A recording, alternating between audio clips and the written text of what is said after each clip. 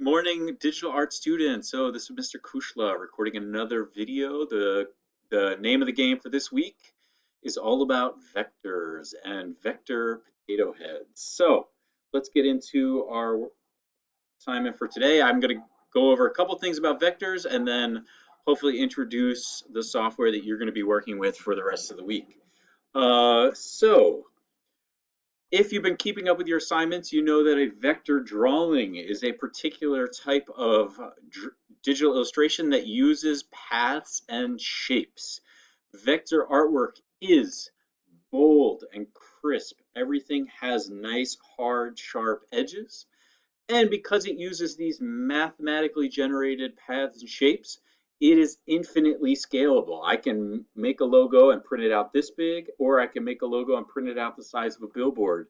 And it's the same piece of artwork can be stretched infinitely and it will not get blurry or lose its resolution, which is the plus side. On the negative side of vector drawing, the main downfall is that shading is only created by using steps, and I'm going to get into a couple of examples before we jump right into the assignment. So in this example of Frida Kahlo, if you look at her face and the flowers in her hair, each one of these shadows and even the highlight in her forehead and the shadow that's dividing her head from the left side and the right side, there's multiple different shades of skin tone. And that same exact style is repeated again in the flowers. With vector artwork and a lot of vector artists that you may see, they don't go into depth and in detail in every single piece of artwork, every single piece of detail, but they'll choose one area. So obviously the most significant part of this artwork is her face. So they've spent more time getting the shadow and highlight of her face and then the flowers than in, set for instance, the shawl and the clothing that she's wearing. Perhaps the most famous vector artwork of our generation was the Barack Obama Hope poster by artist Shepard Fairey. And this is an excellent example of having more steps to show more shadow, midtone, and highlight. So if you look in his face, there's 1, 2, 3, 4, 5, 6 different steps of gradation of color and shadow. He also changes this color a little bit in the shadow of this side of the face to create that bold graphic style. But this is, again, an excellent example of a vector artwork by artist Shepard Fairey. So the most popular software for creating vector drawings, obviously the industry standard is Adobe Illustrator. But I also am going to demonstrate today or introduce a couple of other possibilities. We're going to start today and this week using Google Draw. Believe it or not, you can actually create vector drawings using free Google Chrome software. This is great for Chromebook users, for people working on home on PCs, laptops that don't want to go and spend any money on software. A little bit more advanced, but also equally great, is this Gravit Designer. I have been using it. I've been testing it out this week, and I have to say it's very good. It gives you a lot of control, a little more control than Google Draw. There is a free version. I have been using the free version. The free version is excellent and is a great piece of software to use on a Chromebook, Mac, and PC. It will work on all three. It keeps giving me advertisements to try and buy the Pro version, but I would not recommend buying the Pro version. It's $49.99 and is unnecessary. So with that, let's get into Google. So this is the interface for Google Draw. All of you have received a vector drawing practice worksheet. This is going to have a picture of Mr. Potato Head in it, and you'll notice that it's only half of the paper and the other half of the paper is blank. That is because we're going to start to draw things over here and then gradually move them over to the left side. A little bit about navigating around this workspace. If I want to zoom, I have to press Control Alt plus to zoom in and Control Alt minus to shrink. If I do just Control plus and Control minus, it does funky things with Google, and I do just need to hit reset. If you are zoomed in on Mr. Potato Head and you're looking to get around, I'm using a mouse that has a scroll wheel. The scroll wheel, if I scroll down, will go down, up will go up. If I press the shift key, that moves it side to side. So while I'm scrolling, I hold the shift key, that moves it side to side. So that's a little bit about how to get around.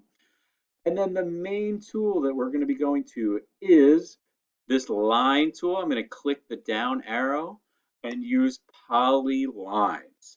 So that is the main tool that we're going to be using to create vector software or vector drawing. So with a polyline, what I'm basically going to be doing is creating polygon shapes for all of Mr. Potato Head. And I'm going to start with, just like when we did the bigger drawing, I'm going to start with big shapes and then gradually do medium shapes and then gradually do smaller shadow shapes. So let's just jump right into the middle shape. When I'm working with polyline, I'm going to click and then it's going to create an anchor point. Then I'm going to move my mouse a little bit further along and hit click, and then move it a little further along and hit click. The more curved a shape is, the closer your endpoints should be. So so for instance down here where it's very curved, I'm gonna want to do a lot more spaces. So like space, I'm gonna keep doing it like every couple of, what is that, like a virtual inch. Now here, I'm gonna actually not worry about where this shoe overlaps. I'm gonna just go pretend that I'm going through it because I'm gonna layer the sneaker over the shape. So anywhere there's an overlap, just imagine that the potato head kind of keeps going in the background. So now here's another part where the curve is very sharp. So I need to do a lot more closer together dots. And now up here, I'll just pretend that it's going around.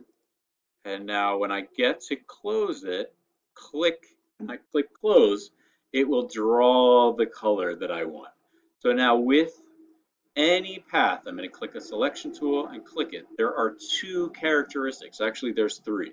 The fill color, the border color, and then how thick of a border you want, and then how much of a dot, what kind of border you want. In Illustrator, these are called strokes. In Google, these are called border weight. So I actually don't want any border, so I'm going to click border transparent. And then I'm going to pick a color that's kind of Mr. Potato Heady. If I can't see, I'll take this and let me zoom out so you can see what I'm going to do next. I'm going to hit my select tool, click the potato, and then I'm going to move him over to this blank space over here. And now I can see that's actually a pretty good brown. But I could have done this one, kind of matching this light brown. But I'm going to go kind of dark. Actually, let's go with that. Let's go with this lighter version so that I can add a shadow and add a highlight if I want to. So now I'm going to then zoom back in and start to do, I'll just do one more demonstration for this, and then I'll speed up the video to get kind of detailed. So let's focus on this hat. So there's a bunch of little shadows inside, there's some highlights. I'm gonna ignore all of that, and I'm literally gonna just click around, click and move, click and move. Now here's a change in direction, so I need to kind of put up, I goofed up and I clicked too close. So I need to actually just hit delete and backspace. That happens a lot here, so you do kind of have to keep going back and forth. If you click too quick, it'll close the line and you got to hit delete and restart. I've tried in Illustrator and in Gravit, there are ways to pick up something that you accidentally double clicked. So try as best you can to not click too close, but not to click too far. So if I click too far, I'm going to mess up as well. So now I got to go back. I'll just close this. You can see it's too far, so I'll delete. So go back to my poly tool, polyline tool, click, and I'm following the border and clicking around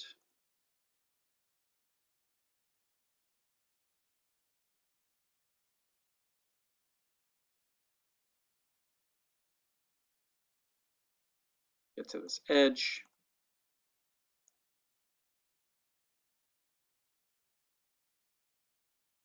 Now here I am going to need to pay more attention because this is where it overlaps the potato head underneath. So I do actually want to follow this edge pretty good. Back to the end, boom. Now I'm going to pick a no border and a solid black fill. And now I will zoom out and move this hat over onto the potato head. Boom. So the one thing I just want to show you is I locked this so that it stays in a horizontal direction. If I don't press the shift key, I can move everywhere. But if I hold shift, it keeps it to just going straight sideways. That's a nice tip for when you're just lining things up. So now I'm gonna stop talking and let this video play out. I'll speed up the video and meet you back after you've got all of your shapes, your eyes, your ears, your nose, mouth, feet, and hands, and all that kind of stuff.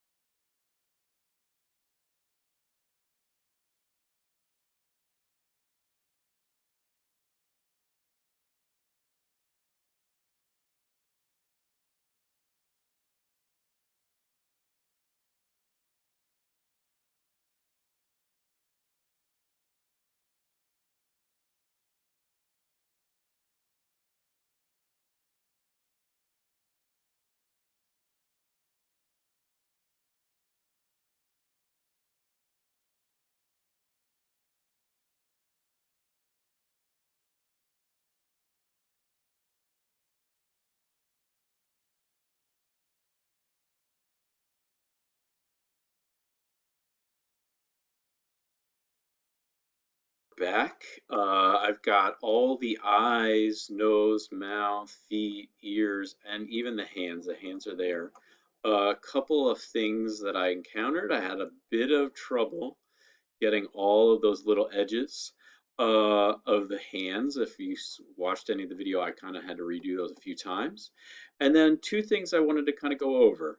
What to do when there's a shape inside of a shape. So for example, the pupils, and also what to do if there's a shape overlapping another shape. So quickly, I'm going to just add these pupils back in. I can, if I wanted to, use the oval tool and draw a little oval to kind of match, and then get clear on the inside, black. Let's go black, all the way black. And then do the same thing with the other one. And try and draw another shape, oval, and put that in there.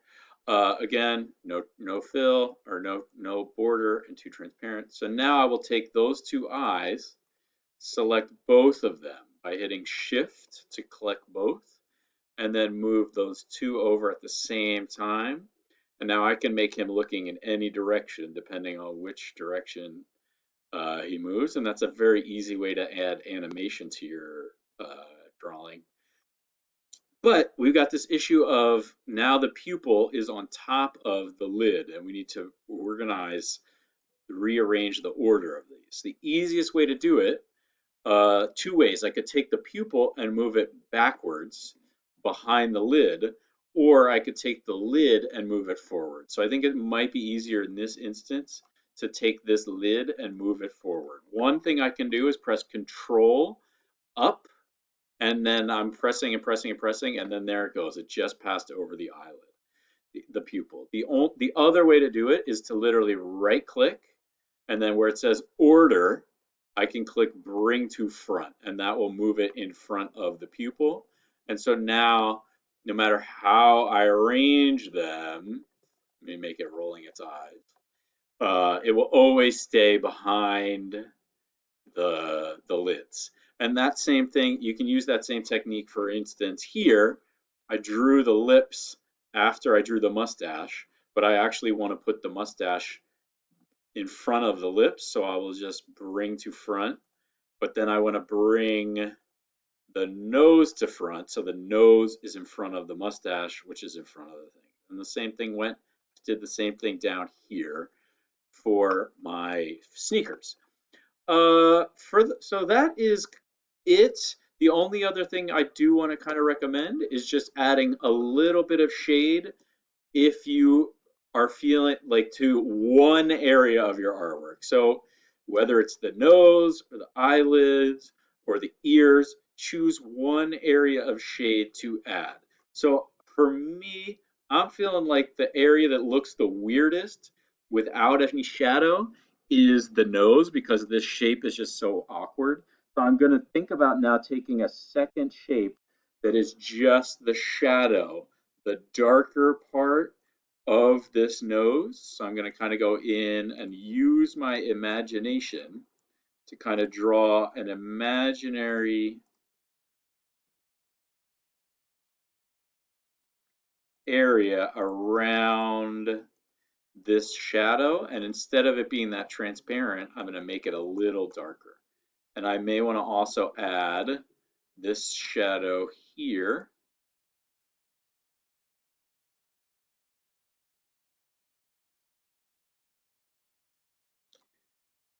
And now I didn't totally close that, so I can quickly show you how to do that. So I didn't totally, let me quickly move this over so that it's in the middle of our screen. I didn't close this perfectly, so what I can do to edit a shape after I've done it is just double click. So if you double click, it shows you every little spot that you clicked. These are what are called nodes. So if I need to adjust or revise anything, I can just double click and adjust.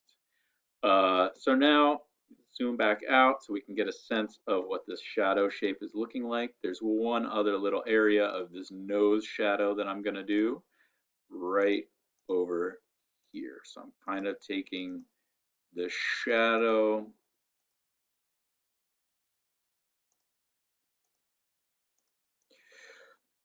of this nostril is even darker. So I'm going to make that darker, and I'm going to arrange it so that it's dark, medium, light. And then I may even do this little kind of oval shape and make that the lightest possible tint. So we've got dark, medium, light. Let's make this even lighter so it shows up more. So now I'll select all three of those. So shift click, click, click. So I now have all of them, and I can easily group these together by right clicking and pressing group. And you see there's also a quick key for that called Control Alt G. So now I have, if I ever click on those, they stay together as one shape. And now I'll just shift and slide. And now when we zoom out, or we zoom over,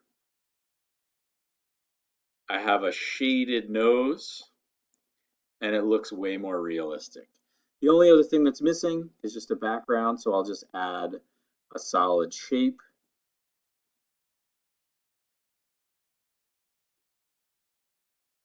And then take that solid shape and send it to the back. And now the arms stand out.